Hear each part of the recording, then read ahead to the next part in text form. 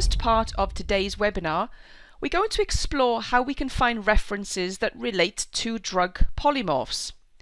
In some previous webinars from CAS, this is something that has been asked many times, and so it's obviously a topic of interest for many. Drug polymorphs are identical substances that exist in more than one different crystal form. Polymorphism is of course of particular interest in the pharmaceutical industry.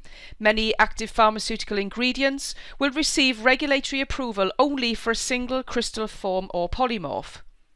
Drug polymorphs themselves can exhibit differences in powder flow, compressibility, solubility, and can also impact on the stability and bioavailability of a drug too.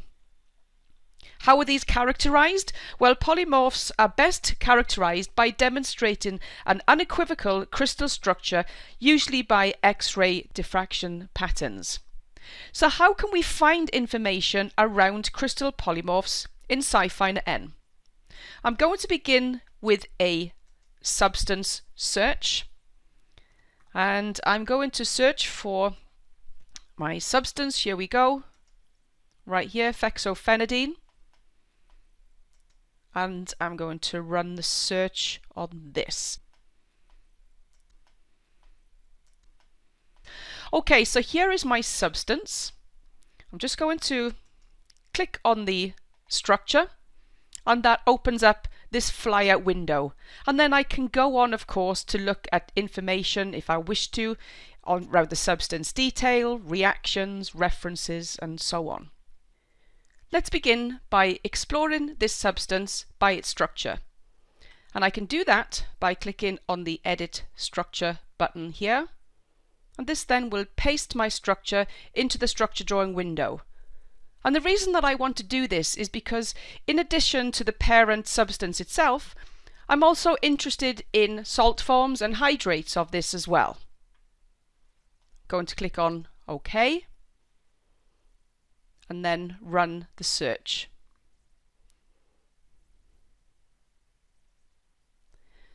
I've now brought back 80 substances as drawn, so I can see there's my main substance right here. I see stereo forms, and there's also isotope forms that are retrieved in this answer set as well. Now what I can do, if I come down, I can go to my substance class. I can of course select the salts and compounds with, and also organic small molecules. I'm probably not going to be interested in searching for the mixtures. So I'm going to make the selection on these two substance classes to retrieve my relevant answers. So I now have 56 substances that match my search criteria. I'm going to go and get the references for these 56.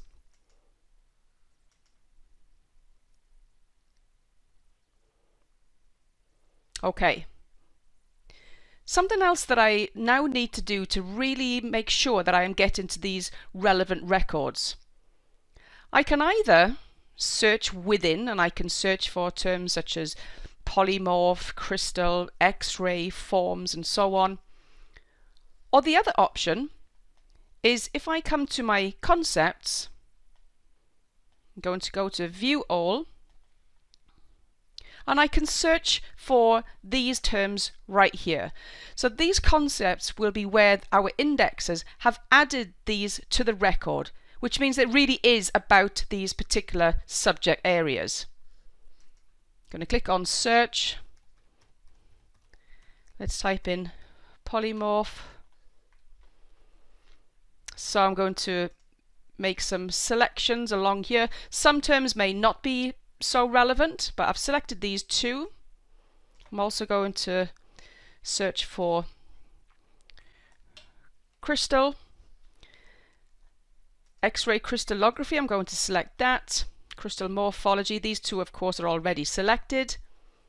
Maybe crystal structure as well, and perhaps even crystals. And then I'm also going to search for X-ray. So I'm going to pick up my X-ray diffraction, powder X-ray diffraction, and X-ray diffraction right here as well. Going to apply these to my search. And now when we look at these references, we have 69 references. We can already see this first one right here, preparation of fexofenadine polymorphs and the processes of preparing the same. If I want to, I can apply a substance role from here as well. So if I want to talk about preparation or processes, which would talk about recrystallizations, then I can make those selections just to refine that down a little bit further again. And we are now down to 33 references that have matched my search criteria. You notice that the majority of these are patent documents. If I want to create an alert on this search so that I keep my eye on any new documents that might come in that talk about polymorphs for fexofenadine, if I click on Save, I can give it a name, and then what I can do is I can create an alert that will run each time SciFInder N updates, so as available, on a weekly or also on a monthly basis. If I also want to do this, I can create some tags to add in, and I can tag this search as well. And then I can go and click on Save. And then you will notice at the very top I can see Save Successful. Now if I want to find the reactions themselves to make these polymorphs, then I can go ahead and extract out the reaction content from these 33 references. Going to go for all results.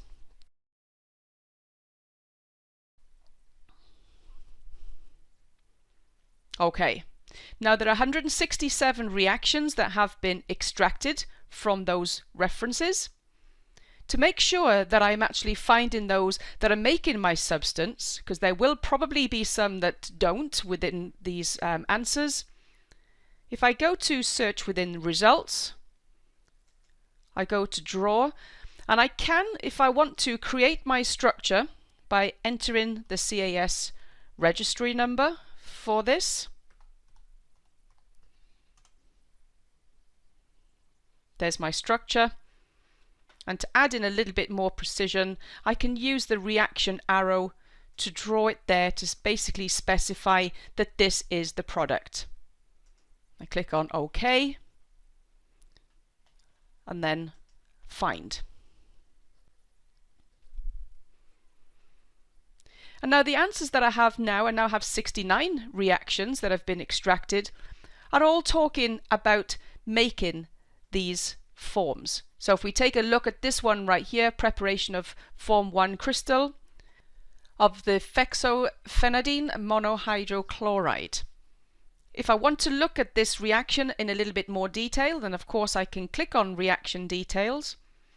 But in the reaction summary as well, it is also listed what reagents, solvents, and indeed what conditions are also involved in the reaction itself.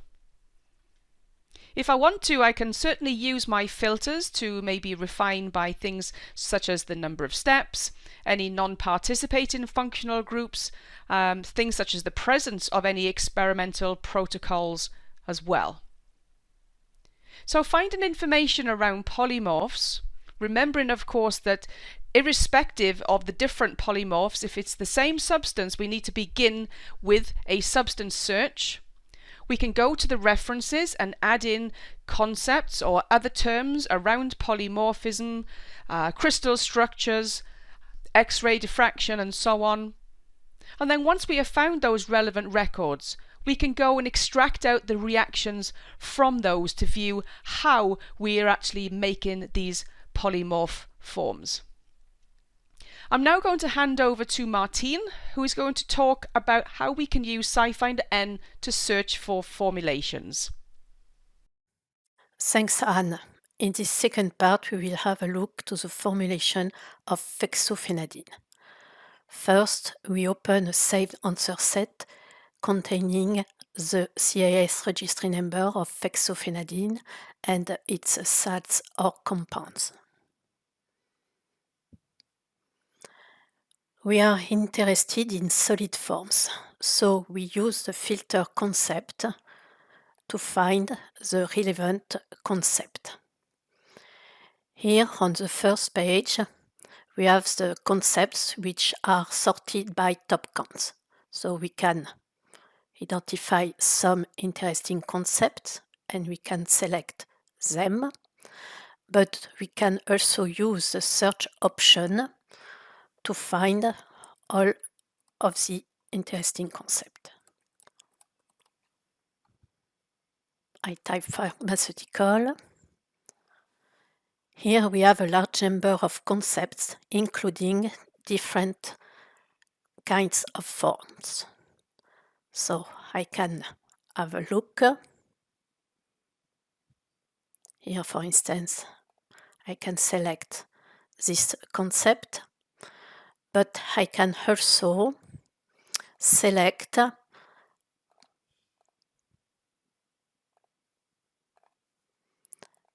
and add another term, for instance, tablet. So I select all of this concept. I can type now granule.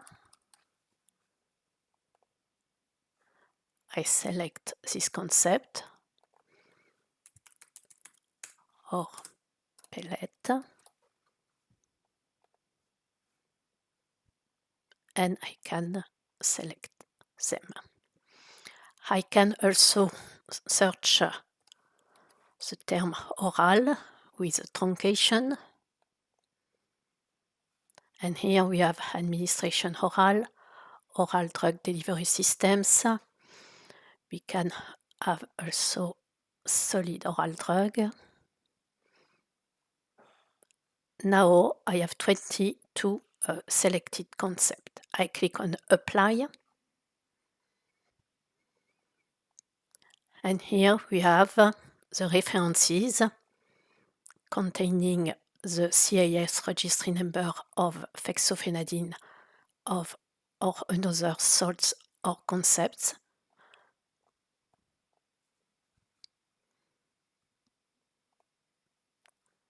I have a look to records. So here we have the highlighted substances, and here we have the concept, which, for instance, pharmaceutical granules, pharmaceutical oral suspension, pharmaceutical pellets.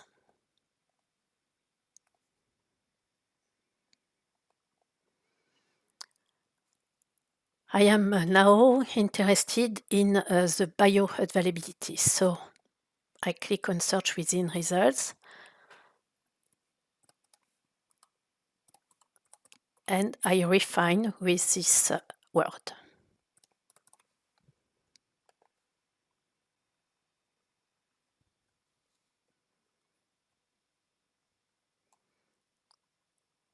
So here we have the records.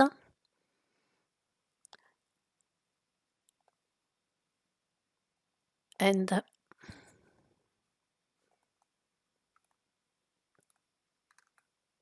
can have a look to the detail.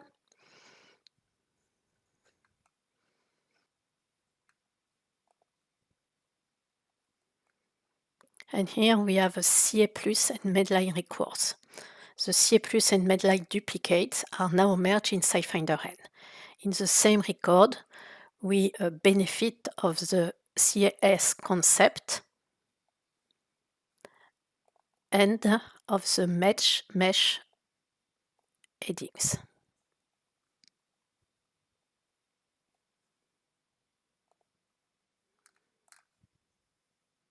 I return to the results and I delete bioavailability.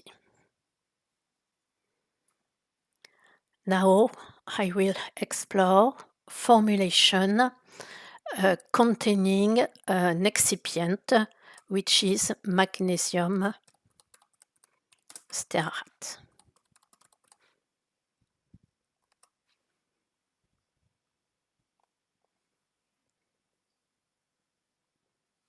And here, for instance, we can see the record details. Here we have the substances. So the CAS registry number of magnesium stearate has been searched. And here we can see the concept. In this record, we can also have an access to the formulations. Here we have an extract of the formulation, and we can see the fexofenadine hydrochloride associated to magnesium stearate. We have here the location in the original document. We can also have more detail in the tool Formulus. And here we have the details of the different ingredients with the amount, with the function here.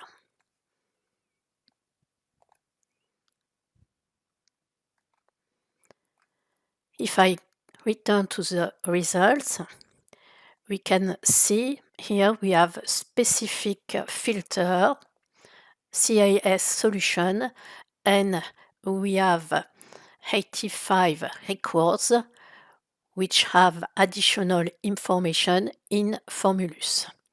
We have also here the formulation purpose, so we can select specific purpose if we want, for instance, drugs, drug delivery system, allergy inhibitors. Some are generic, some are more specific. And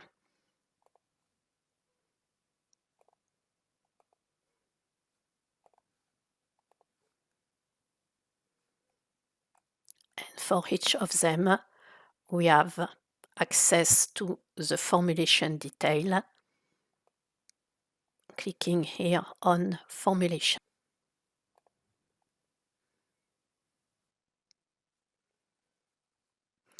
Now my colleague John Kratunis will show you Formulus. Thank you, Martine. In this third section, we will search and review formulations of fexofenadine with CAS Formulus and see how Formulus can help you design your own formulations. Thanks to indexing by CAS scientists, Formulus captures the details of published formulations and presents this often complicated data in a clear, standardized format. Many of you already have access to Formulus along with SciFInder N, so we'd like to demonstrate the additional benefits of searching this file. We're in Formulus. We've requested a formulation search on fexofenadine. Let's launch the search. And our answer set is a list of formulations. I can review specific formulations taken from references, and the filters are specific to formulation details. Let's highlight a few of these. I can see the purpose of the formulation, for example, an antihistamine or an anti-inflammatory agent, the physical form. I can see the document type. Notice that we have journals, patents. We also have product inserts, which have some dosage and adverse drug interaction details in them. I can even see for the ones from patents. Was it claimed in the patent or perhaps in an example? I can see the organizations working in this area and the publication year of the formulations. So for our purposes, I'd like to see people who are making liquid forms of fexofenadine. Scrolling down, I can see some of the companies include Aventis Pharmaceuticals. I want to see what Aventis is doing in this area. Scrolling down to the second example here, I see something with a promising title and details. Let's jump right ahead to the formulation details here. When you bring back a formulation in Formulus, you see the title of the formulation. This is added by our indexers to describe the formulation itself and might be very different than the title of the actual patent in this case that we got the formulation from. I can find its location in the original document, that it's in claims 1 or 2. That's often the case. It can be very complicated in the original patent. I can see the purpose, the target, the delivery route, and the form I requested, liquid. I can see that the formulation is summarized as three mandatory groups: the fexofenadine, a carrier, the pharmaceutical carrier group, and the pharmaceutical excipient group. I can further see that the carrier group includes one or more of the following: polyethylene glycol or propylene glycol, so it's one, the other, or both. The excipients group includes an optional ingredient, sorbitol, and a mandatory ingredient, glycerol. And it tells me the excipient group is 35 to 90% of the weight of the formulation. That was the level of detail given in this particular document. I can check for additional details from this reference. I can get the patent information, the title, abstract, patent information, including the links to the full text PDF. I can see that we in fact pulled a total of 4 formulations from this patent. The one I was looking at a moment ago that used the excipients in the carrier, but a second one here also from the claims, spread out across several claims, that adds in a sweetening agent. And then in the examples, they have some examples that include specific sweetening agents and additional groups. That's very common. You'll see a very general claim where there might be a category like sweetener or oil, etc. claimed, but then in the examples you will see some specific ingredients given, although they still might be general, a category like flavoring material. This can be very helpful in your own design, seeing what different options are being described here. Returning to the original list, we can explore further. We saw that liquids is one of the options made by Aventis, but with Aventis selected, I can see that, well, this must mean Aventis also made capsules, tablets, and solutions. So I can switch and say, well, what's different about the capsule and tablet form? And scrolling down to the second example here, I can see that when Aventis made capsules, they used a surfactant, a second surfactant, an oil ingredient, and a pH adjuster. So that's fairly different than the liquid one. It doesn't include any sweetener, for example. Who else made capsules and tablets? So I have those selected, the list of organizations updated. I can see different organizations that made this form. Whether you ran capsules any different than the Aventis capsules. If I jump here to the details of their formulation, I can see that they had an active ingredient group, and they also had a water-insoluble polymer coating that included several cellulose ingredients, including cellulose acetate. So that's interesting and very different than the previous formulation, including this particular formulation had a process for making the formulation that our indexers captured. So you can see the application to your own work, that it was not only to find a particular formulation of the drug of interest, fexofenadine. I could see it in one form, who made it in that form, what other forms were made by that company, who else made that other form. It really gives you the flexibility to pivot between different ideas, see different options, and see how they might be applied to your work. I can also get additional details on individual ingredients. That can even be the starting point of my search. I did notice this formulation used cellulose acetate. I could click here on this specific ingredient and see that there are links to additional information. Let's go to the full ingredient detail. And I can see, in addition to the compound, the key physical properties, I can link to commercial suppliers. I can link to all the formulations of this ingredient, the cellulose acetate. I can see its common function. It's most frequently a coating material, like I want to use it in the capsules, so that's good to see. I can also see other roles it plays. Scrolling down a bit, we can see that there's also a good deal of regulatory information. In fact, there's some supplementary information that's not in SciFInder that's specific to formulations. Some additional lists, like the cosmetic ingredient list, the drug master file, the EPA pesticide list, the generally regarded as safe list from the FDA, which is certainly helpful for a coating, and the FDA inactive ingredient that confirms, yes, it's an inactive ingredient in capsules and tablets. Very helpful. I also have the inventory list that it appears on, which international lists, specific country lists are tracking this compound, and its harmonized tariff code. Scrolling back up, we have a very helpful feature of ingredients that are commonly formulated with cellulose acetate. And these are in order based on frequency. I notice magnesium stearate is near the top of the list. That is a lubricant that appears in a lot of capsules and tablets because it aids in swallowing. I can ask specifically to see formulations that include these ingredients. So all of these formulations I've now linked to will include cellulose acetate, will include magnesium stearate, and I can see a variety of active agents that are delivered in capsules with this combination, magnesium stearate and cellulose acetate. Just taking a quick peek here at the purpose, I can see I've got some anti-diabetic, anti-tumor, and antihypertensive drugs being delivered by this particular combination, cellulose acetate, magnesium stearate. Seeing the details of a particular ingredient, its regulatory information, its uses, being able to find formulations using that ingredient, even in combination with other ingredients, very helpful in designing your own formulation. This might be something you could use to make your own tablets. In fact, many times in designing a formulation, you do have multiple requests beyond a single ingredient. I can use the advanced search and the options here to say, I would specifically like to find the fexofenadine, and here's the auto-suggest helping again. I would like to see it as a tablet, so I can put in a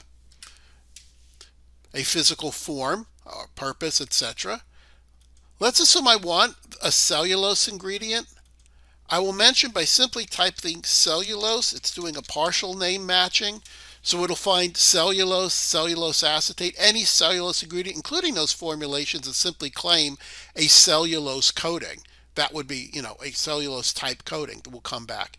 I have a very interesting ability in Formulus to exclude an ingredient. Let's say in your particular formulation there is something you don't want to include. For our purposes, I'm going to say I don't want the magnesium